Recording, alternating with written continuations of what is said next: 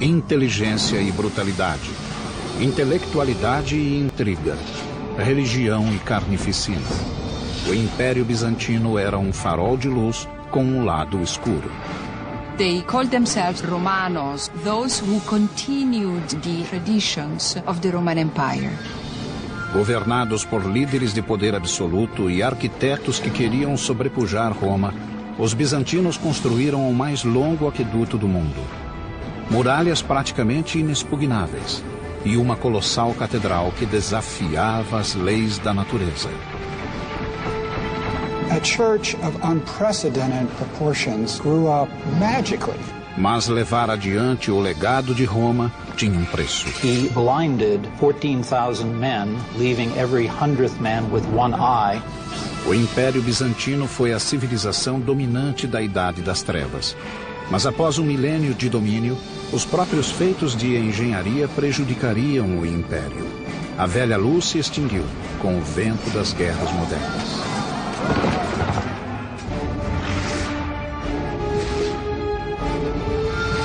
Construindo um Império. Bizâncio. Hi, I'm Peter Weller. Byzantium was an ancient Greek city-state founded around 600 BC, named after its king Byzantus. They settled here because of this thin strip of water that connected Asia to Europe and the Black Sea to eventually the Mediterranean. This strip of water is called the Strait of Bosphorus, meaning bull track from ancient mythology. Byzantine today means scheming or old or devious.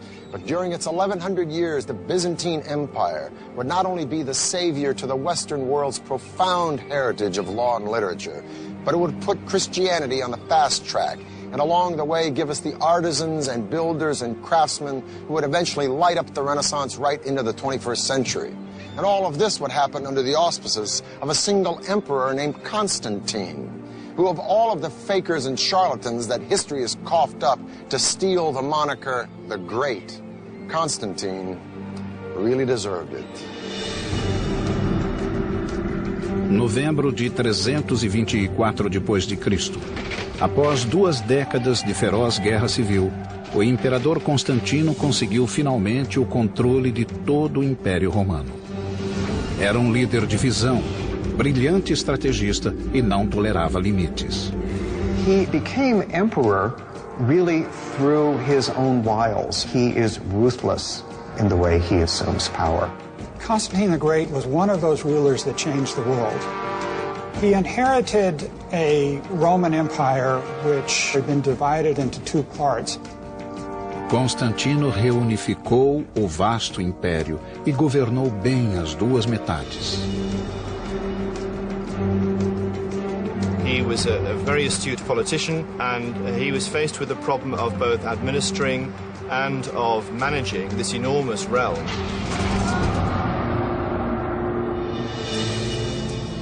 6 semanas após subir ao trono, Constantino viajou para a ponta do Império, um local remoto da Turquia de hoje. Constantine took a spear and traced the outline of the city in the dirt. His entourage was somewhat amazed at the extent to which he intended to build the city. He is said to have commented, "I will go as far as until he who leads me stops." Ele traçara os limites da nova capital do Império, a Nova Roma, um nome que não pegou. Desse esboço nasceu uma cidade esplendorosa no centro de um grande e novo império. A capital ficaria conhecida como Constantinopla, cidade de Constantino. Constantine effectively shifts the center of the Roman Empire and founds a new center. He was moving away from Rome with its old rivalries, political infighting, vested interests and so forth, to create something quite new which he could mold. Constantino decidiu que a nova cidade seria construída com as técnicas aperfeiçoadas do Império Romano. There was a grand campaign of construction, of building forums, marketplaces, to build the kind of buildings that ancient Rome had. O governo de Constantino seria marcado por uma distinção. Diferentemente dos antecessores, ele se aliaria a outro grande líder. Seu nome era Jesus Cristo. Christianity is really on the rise. There is a large Christian presence in the empire, and simply recognizing this presence made a good deal of political sense. Constantinople was founded, in effect, as a Christian empire, and Orthodox Christianity was fundamental to its existence.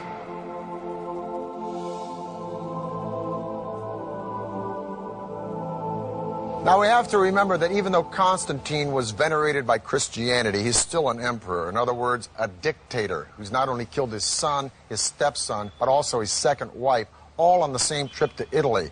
So if the boy wants a city, he's going to get a city and not take no for an answer. Problem is, how do you attract people to a dusty town in the hinterlands called Byzantium? Well, first of all, you might want to rename it after yourself. And second of all, in the style of all Roman emperors, rebuild it. If Constantine could rise out of the grave today and see the success story of Istanbul, population 12 million, 2 million tourists a year, he'd probably faint. Because in 337 AD, when he dies, not only is the city half done, but he's got a big problem. Bulging population, one little provincial aqueduct in a city surrounded by sea. So there's water everywhere, but not a drop to drink. Em meados do século IV, a cidade agonizava de sede. Os sucessores de Constantino tinham de desenvolver um sistema muito maior que o de Roma para manter viva a cidade. O que eles construiriam seria uma das maiores façanhas de engenharia do mundo antigo. There were no local water resources within the city walls of Constantinople, and hence water had to be brought from a much greater distance than anywhere else in the classical world and in the Mediterranean.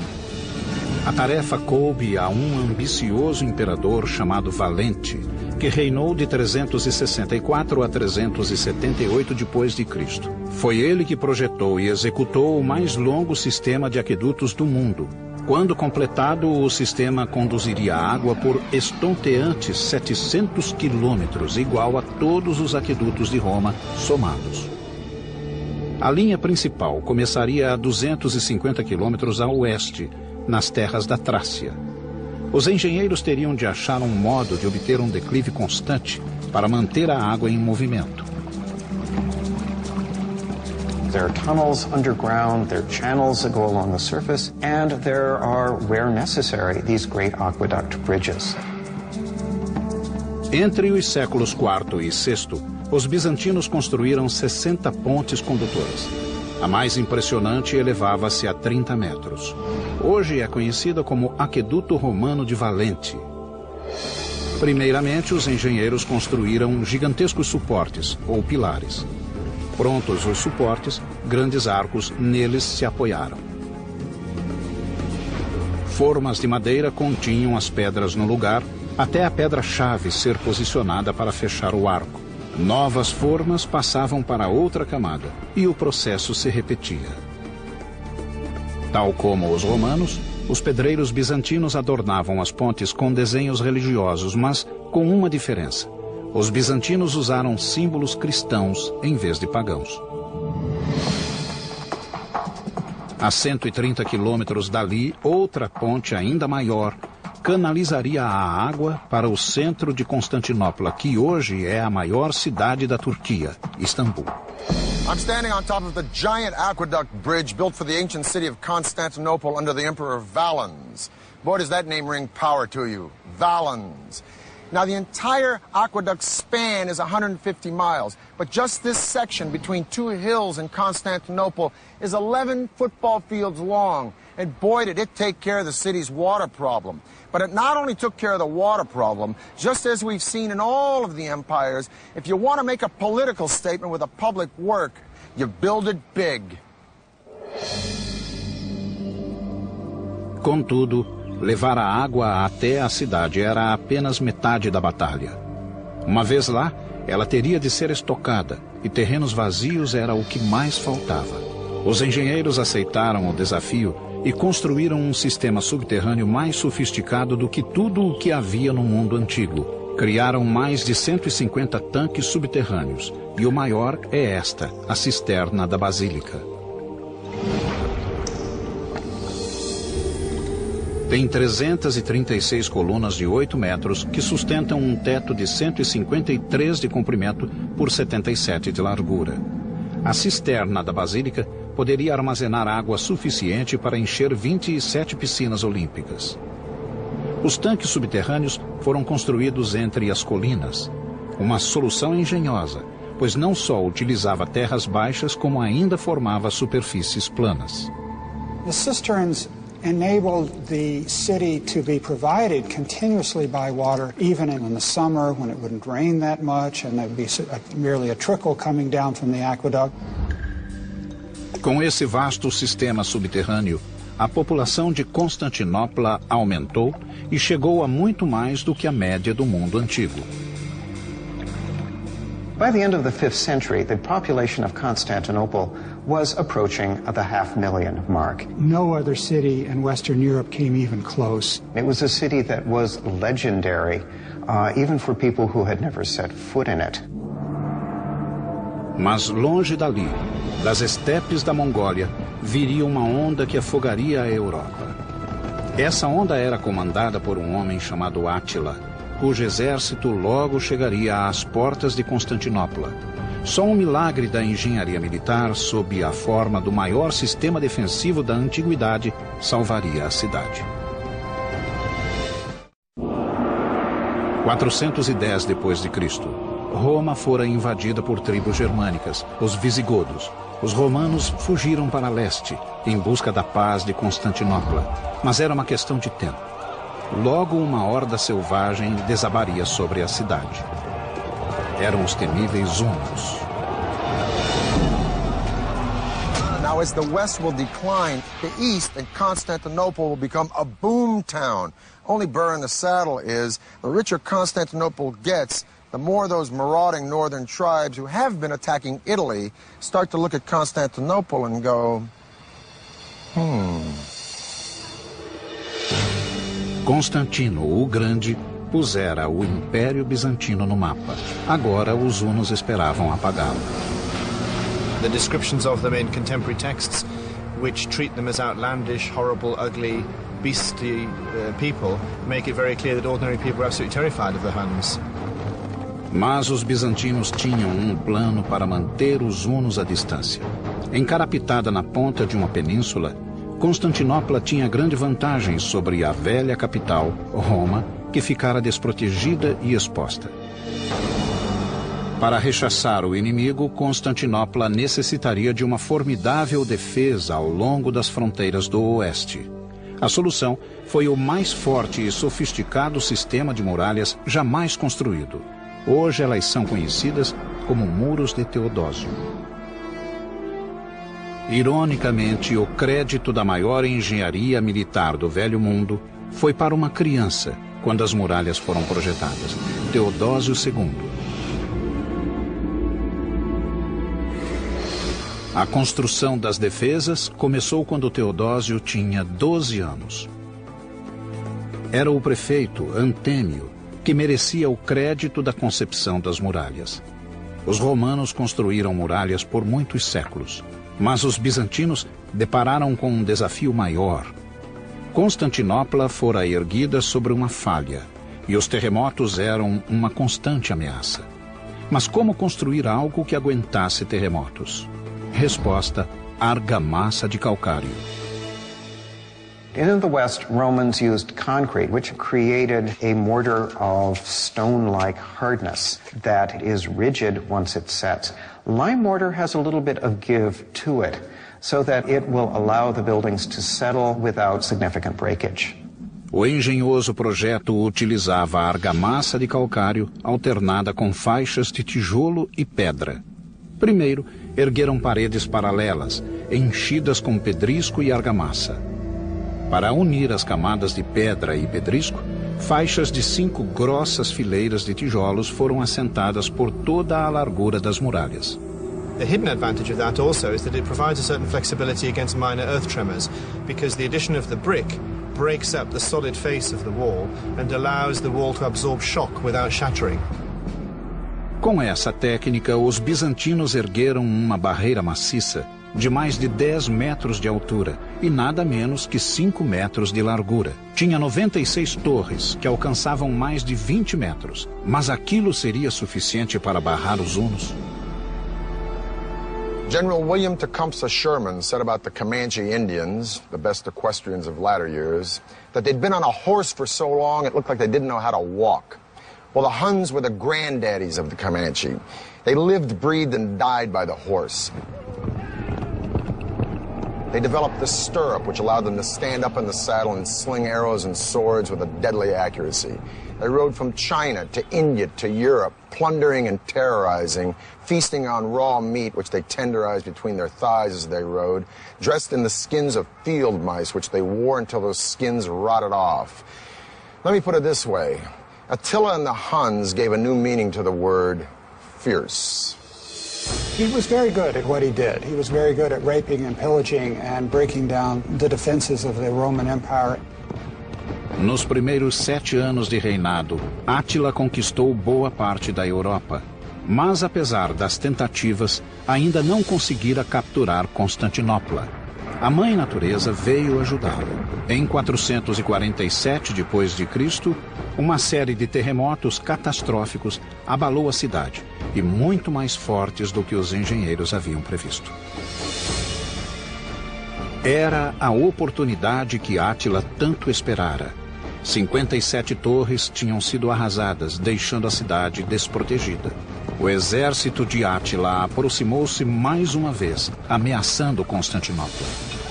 Das ruínas, Teodósio ergueu-se e convocou o povo da cidade não só para ajudar a reconstruir as muralhas, como para torná-las mais formidáveis que antes. Mas com os hunos se aproximando, eles tinham algumas semanas para reerguer as muralhas que haviam levado anos construindo. Os bizantinos, porém, deram duro.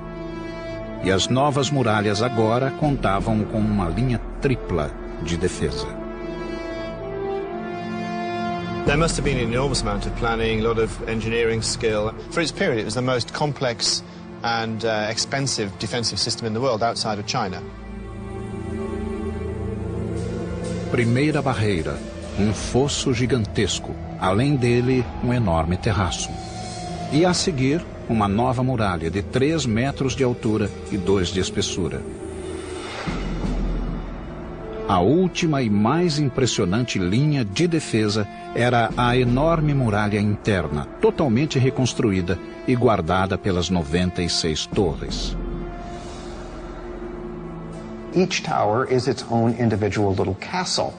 So to conquer the walls of the city, it would mean penetrating the moat, the outer walls, the inner wall, 3 lines of defense, and then conquering all of these individual castles one by one.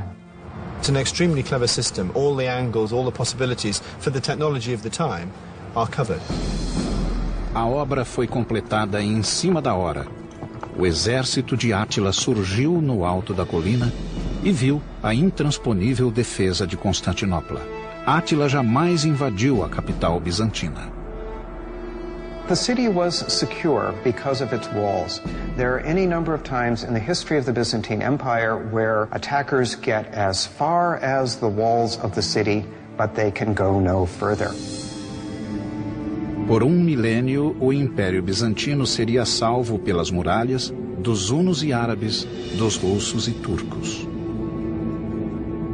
The survival of Constantinople for as long as it did survive was very much due to the fact that it was a walled city which was almost impregnable. Tendo terminado a barreira, os engenheiros procuraram proteger a cidade de ameaças vindas do mar. A solução foi inventiva e muito eficaz. Uma corrente gigantesca, a maior já feita no mundo. Os ferreiros bizantinos forjaram essa corrente maciça de comprimento igual ao de 5 campos de futebol, com boias a cada 60 centímetros, as quais flutuavam em troncos de madeira. Quando necessário, os bizantinos faziam a corrente cruzar todo o chifre de ouro, ou seu estuário, isolando assim o porto. Finalmente protegida dos inimigos, Constantinopla pôde crescer. The walls of Constantinople were so thick and so large and so successful because they had to be. Constantinople was extremely rich. It's like a bank with a very significant vault. It was the richest city in the world. Quase todas as rotas de comércio faziam ponto na cidade.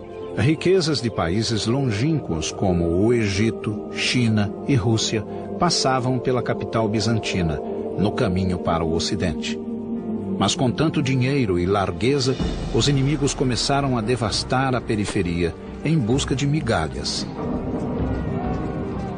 The capital may have been bulging with success, but the empire was steadily shrinking as the frontiers fell one after another to marauding tribes. By the death of Theodosius II in 450 AD, the Mediterranean Sea, which had once been like Rome's private lake, now looked like a huge ocean against which the empire was nothing more than a beach resort.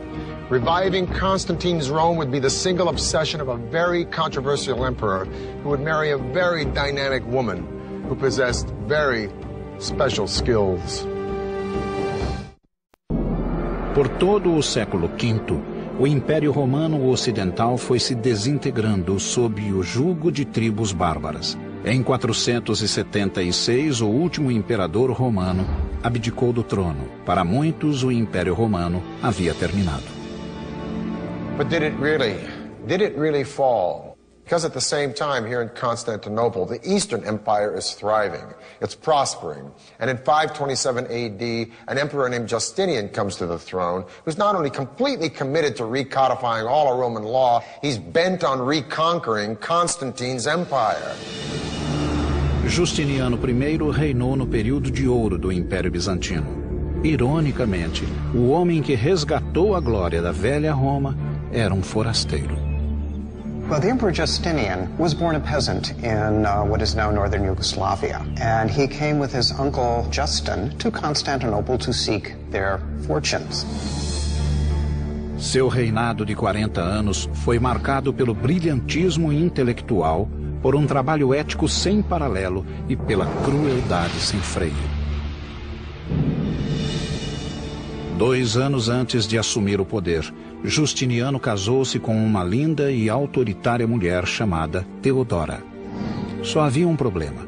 Teodora tinha sido dançarina de cabaré. Para limpar esse pouco recomendável passado, Justiniano promoveu-a. No dia de sua coroação, nomeou Teodora co-imperatriz.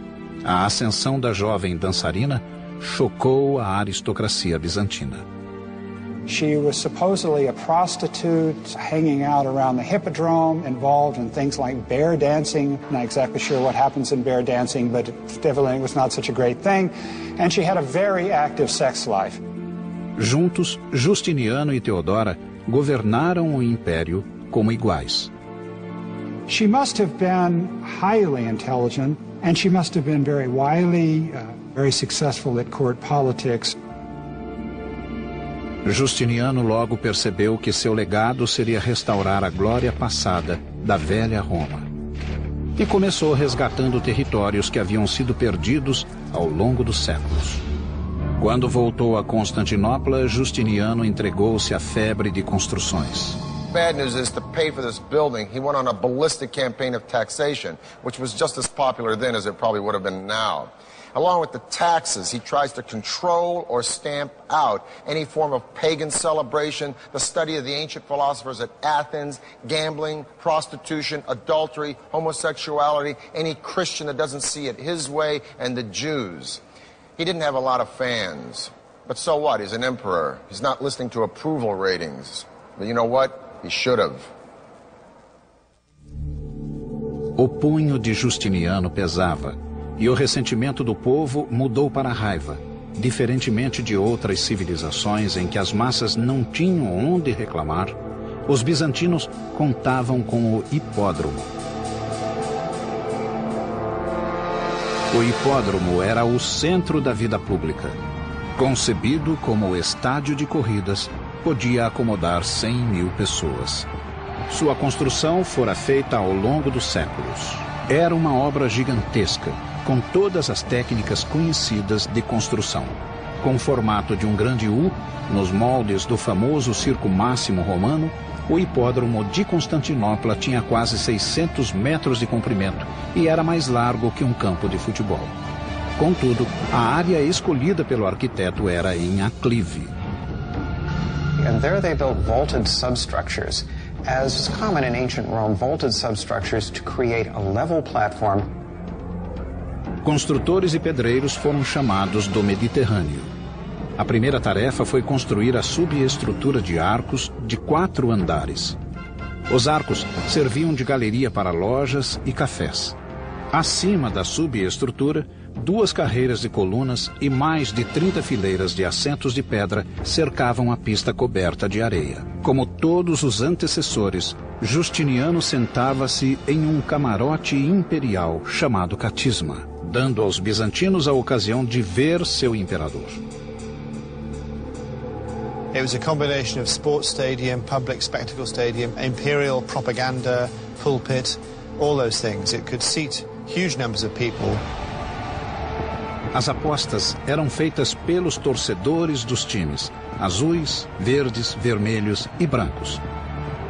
They were like political factions in our world, and so disputes over soccer results as today or disputes over chariot races could take on a significant political dimension in Byzantium.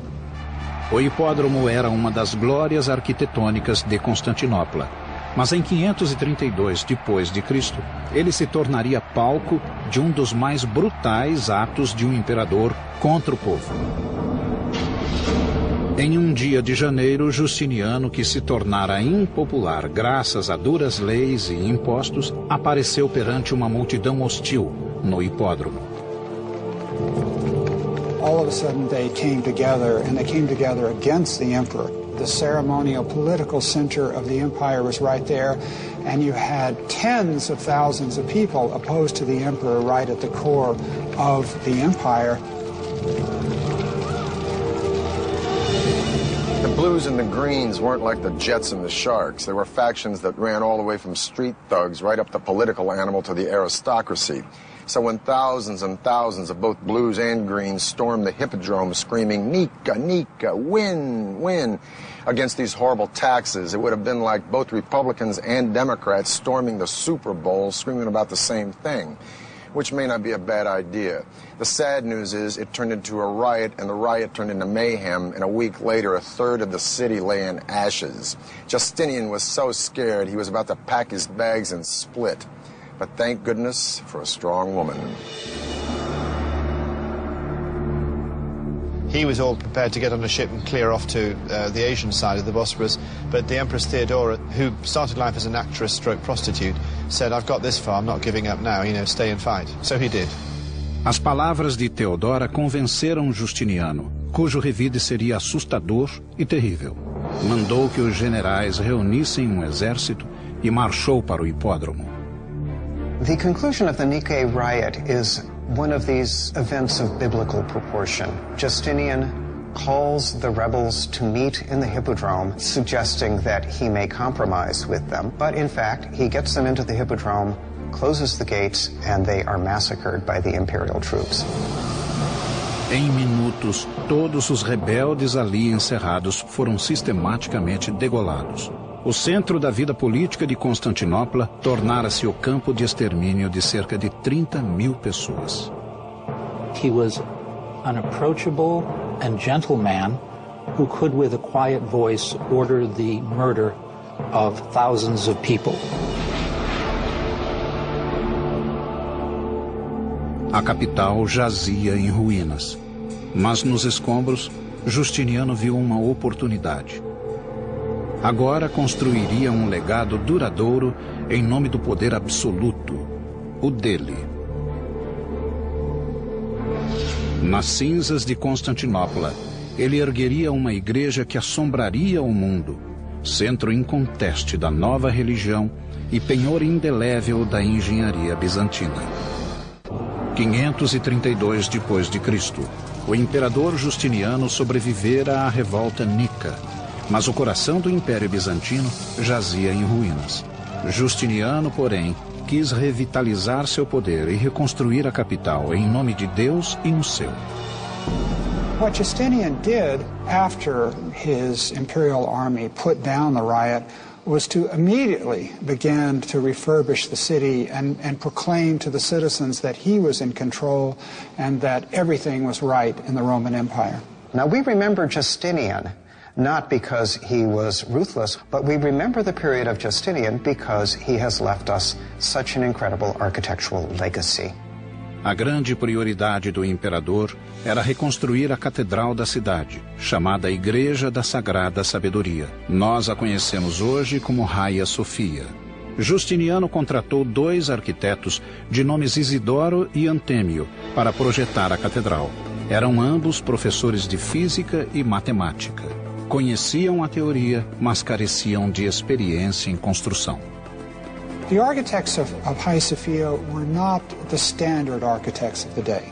They, for better or worse, were professors. We professors sometimes don't have the most sound practical knowledge. Mas Justiniano deu-lhes carta branca com apenas 2 exigências: construir o mais rapidamente possível e criar algo absolutamente único na Terra. As obras começaram algumas semanas depois da revolta nica. It took years to put together building teams, to bring together all of the building materials that were needed for a great project in the empire. Justinian did it practically instantly. Isidoro e Antêmio fizeram um projeto revolucionário no conceito e de tamanho sem precedentes. Resolveram criar o maior domo jamais construído, com 30 metros de diâmetro. Começaram usando um recurso já tentado pelos romanos, que nunca chegara a bom termo. Era o pendente. O primeiro passo foi construir 4 grandes arcos, onde o domo repousaria. A seguir, os pendentes, triângulos arredondados que ligam a base circular do domo ao suporte quadrado e distribuem o peso igualmente entre os 4 arcos. Acrescentando semidomos menores, a área poderia ser ainda maior. Com o uso de pendentes, os arquitetos de Justiniano puderam construir um domo gigantesco que aparentemente pairava no ar. O domo tinha 55 metros de altura, quase 10 a mais que a Estátua da Liberdade.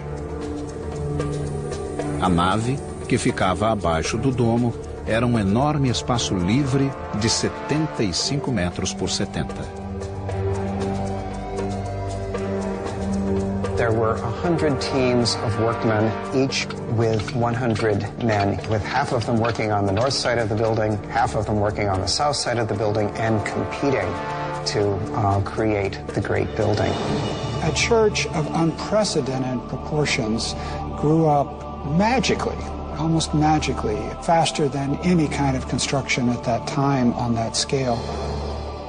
Hagia Sophia foi inaugurada em 537 d.C., menos de 6 anos após a pedra fundamental. Justinian was very proud of his church, as he should be. It was a great idea, it was a great conceptual plan. The implementation of that plan, the actual structure, was risky. A more experienced or pragmatic builder would have seen that trying to build a dome of this size with the materials given in a short amount of time would have been dicey at best. Before the construction was even finished, the 4 piers hold up the arches started to buckle and collapse. 20 years later, an earthquake happens. Boom, whole dome comes in. Now, Isidorus the Younger, the nephew of the original Isidorus that built it, addressed the flaws in the dome, had to reconstruct it. One of the flaws, most important one, is that he raised the pitch of the dome because more vertical load of a higher dome will drive the weight into the ground, which is good support. A short, squatty dome with horizontal load drive the weight sideways, and kaboom, the dome falls in. So Isidorus raises the dome 21 feet, boom, and voila, you got the dome you see today. A Hagia Sophia ficou conhecida não só pelo projeto arrojado. Até as colunas foram adornadas com monogramas do imperador e da imperatriz. We are never allowed to forget that this is the great achievement of Justinian and Theodora. Justiniano havia criado um centro para a cristandade e mais tarde consolidou Constantinopla como capital do mundo cristão. He got an architect that was going to make a grand statement. And a grand statement was made. The largest church in Christendom, the greatest dome space in the world until the Renaissance. He got a building that dwarfed any of the great baths of ancient Rome or any of the great temples of the ancient world. No final da era Justiniano, o império atingira seu tamanho maior, englobando a Síria, a Palestina, a Ásia Menor, Itália, Grécia e o norte da África, isto é, Egito. Mas o povo bizantino pagaria caro por tamanha expansão. As constantes campanhas militares de Justiniano, mais a obsessão de reconstruir Constantinopla, virtualmente levaram o império à falência. The empire really never recovers from the megalomania of Justinian. It's perhaps fitting that the dome of Hagia Sophia collapses. It's as if Justinian, as he is overextending the political boundaries of the empire, he's also overextending the architecture as well. Por 3 séculos após a morte de Justiniano, uma série de imperadores governariam um território cada vez menor. Apesar disso, Constantinopla manteve-se ilesa, e no século X os bizantinos mais uma vez se ergueriam no fulgor da glória militar. Combateriam com armas novas, sob a chefia do guerreiro mais estrategicamente militar entre todos os que usaram a coroa. The year is 1000 AD, the end of the first millennium of the Common Era. The force of Europe now lies in the north, with France and Germany and the Holy Roman Empire. While here in Constantinople in the east, the Byzantines have survived wars with Visigoths, Persians, Avars, and Arabs, and weathered a very disheartening period in the 700s called iconoclasm, where they have smashed most of their art. But the Byzantines are on the rebound now, and by 1014 they are poised to reconquer the entire Balkan Peninsula from the Danube River all the way to Greece. Quem comandou os bizantinos em sua volta foi Basílio II. Homem do povo, Basílio foi o mais brilhante militar do lendário império. He was an emperor that did not sit back and enjoy the luxuries of the palace. He went out campaigning every season, leading the Byzantine armies against the foes. He was seen to be a soldier's emperor, but there's no doubt he ranks as a highly competent, very able, very intelligent, very versatile military leader, as well as a good ruler. O maior inimigo de Basílio era o rei Samuel, que reinava na Bulgária, um país eslavo que buscava o controle da Península Balcânica. Em 986, ainda jovem, Basílio sofrera a devastadora derrota de Samuel. The first time he marched north, he was only 18, I think. He might have been a bit younger. And he walked into an ambush, basically. Humilhado, Basílio jurou vingar-se da nação búlgara. Essa vingança levaria 1/4 de século para se realizar. Enquanto isso, sua derrota animara os rivais bizantinos. Depois de esmagar uma série de revoltas no Império, Basílio voltou a atenção para fora. Queria recuperar as terras perdidas. Resolvido a restaurar a glória bizantina, mandou que os engenheiros projetassem um novo modelo de arma de sítio, o trebuchet. O mecanismo era simples. Usando cordas, os operadores carregavam um braço de madeira com linga e pedra. A frente e os lados da estrutura de madeira eram cobertos com peles de animais, a fim de protegê-las de flechas incendiárias. You'd have your axle and your pivoting sling because of the disparity between the short end on one side of the axle and the long end on the other. You'd maximize the velocity in the swing, so you could throw substantial weights considerable distances. Mas Basílio não aceitava meias medidas. O trebuchet de seus engenheiros arremessava pedras de mais de 200 quilos e exigia muita força para ser operado. 400 homens. Com as melhores tropas do mundo e o melhor aparato de sítio, o exército bizantino era irresistível. Após anos de batalhas, Basílio desenvolvera um sistema de férrea disciplina com seus homens.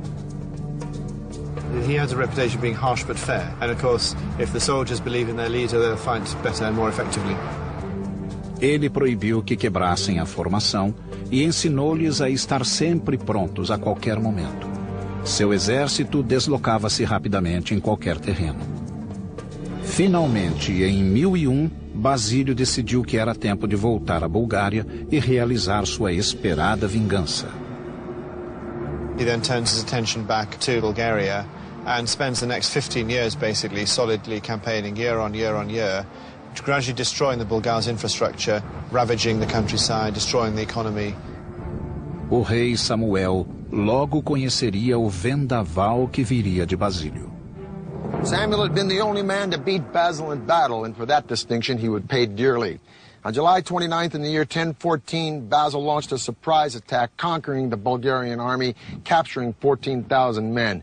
His revenge would be brutal. He blinded all of them, leaving every 100th man with one eye to lead the rest back to Bulgaria. When Samuel saw his ragged and mutilated army, he collapsed. And 2 days later, he died. It's one thing to execute all of these people. It's another thing to send them back to the country where their countrymen in some ways have to take care of all these people. So they become a kind of permanent liability to the society. Essa cruel vitória valeu ao imperador o controle dos Balcãs e o cognome Matador de Búlgaros.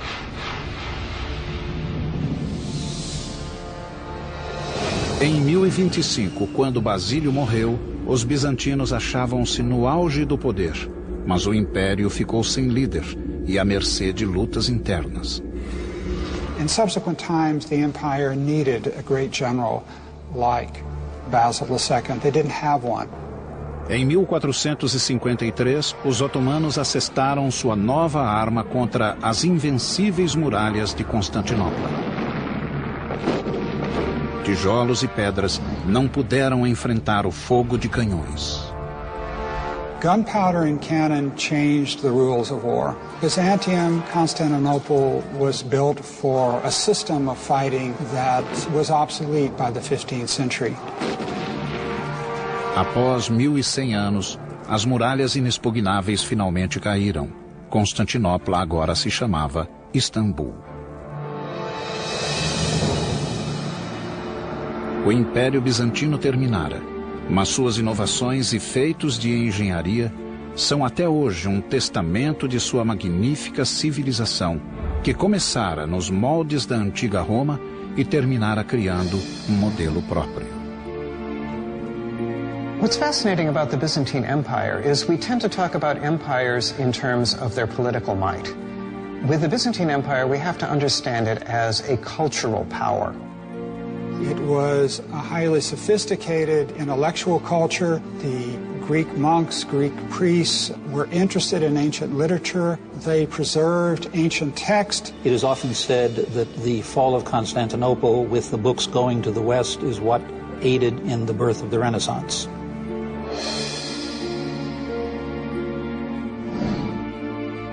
Constantinople had built magnificently.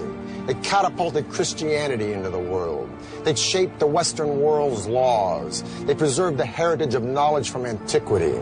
But the Byzantine Empire was gone for good.